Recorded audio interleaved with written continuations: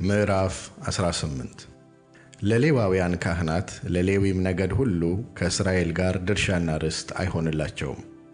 በእሳት ለእግዚአብሔር የሚቀርበውን መሥዋዕቱንና ርስቱን ይበላሉ። በወንድሞቻቸው መካከል ርስት አይሆንላቸውም። እርሱ እንደተናገራቸው ርስታቸው እግዚአብሔር ነው።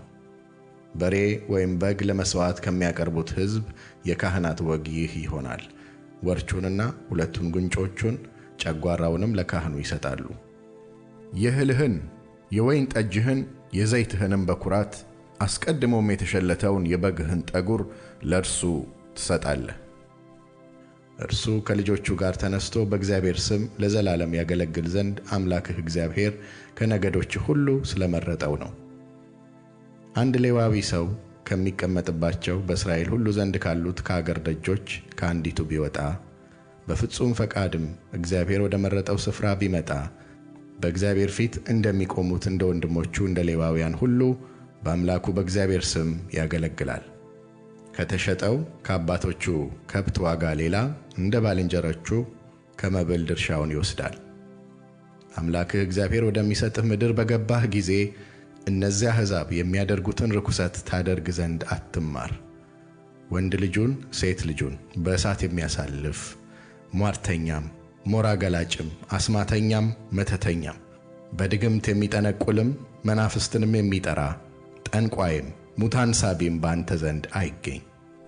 ይህንም የሚያደርግ ሁሉ በእግዚአብሔር ፊት የተጠላ ነው። ስለዚህም ርኩሰት አምላክህ እግዚአብሔር ከፊትህ ያሳድዳቸዋል። አንተ ግን በአምላክህ በእግዚአብሔር ዘንድ ፍጹም ሁን። የምትወርሳቸው እነዚህ አሕዛብ ሞራ ገላጮችንና ሟርተኞችን ያዳምጣሉ። አንተ ግን እንዲሁ ታደርግ ዘንድ አምላክህ እግዚአብሔር ከልክሎሃል።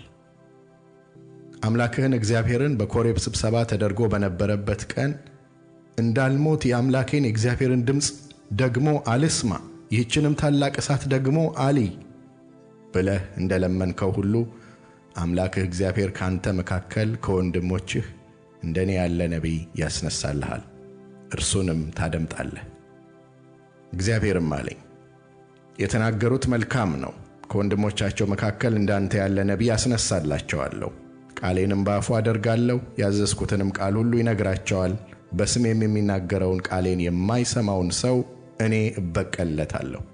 ነገር ግን ይናገር ዘንድ ያላዘዝኩትን በስሜ በድፍረት የሚናገር ወይም በሌላ አማልክት ስም የሚናገር ነቢይ እርሱ ይገደል። በልብህም እግዚአብሔር ያልተናገረውን ቃል እናውቅ ዘንድ እንዴት ይቻለናል ብትል፣ ነቢዩ በእግዚአብሔር ስም በተናገረ ጊዜ የተናገረው ነገር ባይሆን ባይመጣም ያ ነገር እግዚአብሔር ያልተናገረው ነው። ነቢዩ በድፍረቱ ተናግሮታል፣ እርሱን አትፍራው።